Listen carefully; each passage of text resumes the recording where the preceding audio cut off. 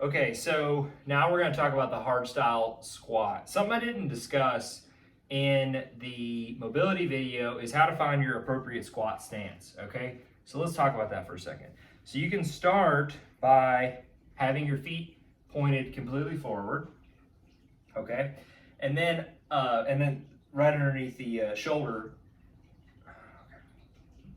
Okay. Now we're going to talk about the hardstyle squat. Something I didn't discuss in the mobility video is actually how to find your appropriate squat stance.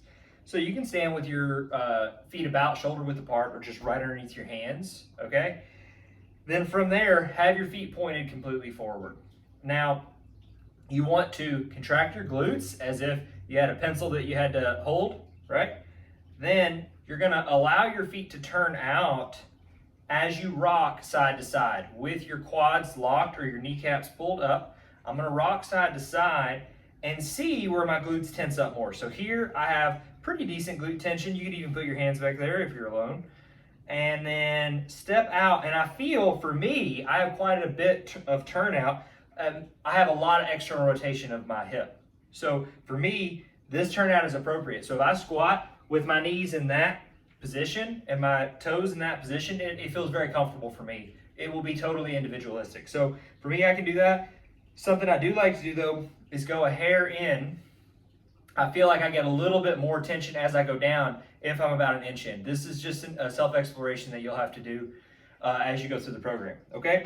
So once you have your appropriate squat stance, wherever that may be, we're gonna learn the hardstyle squat. So rather than focusing on absolute depth and widening of the hips and pelvis like in the mobility video, what we're gonna do is we're gonna get our hips just below parallel for these squats. So if you go down, pushing your hips back to about 7 o'clock, like you're gonna step on a curb or sit on a curb, right here is gonna be plenty, right? So you can also shoot to feel your calf and hamstring meet down the bottom, or your knee crease completely close, okay? That's gonna be plenty. So the hardstyle component, rather than just doing a bodyweight squat and standing back up, we are going to pull ourselves down lightly at first because your hip flexors will get very sore when you do this.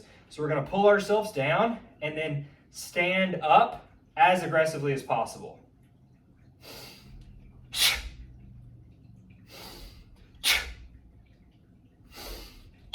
Then we're going to implement a breathing technique and a relaxation technique in between each squat. So at the top of each squat,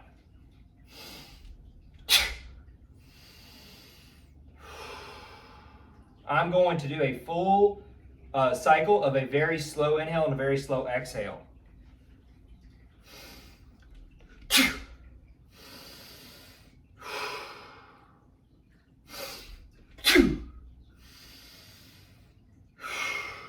At the top of each squat, I'm hitting a vertical plank position.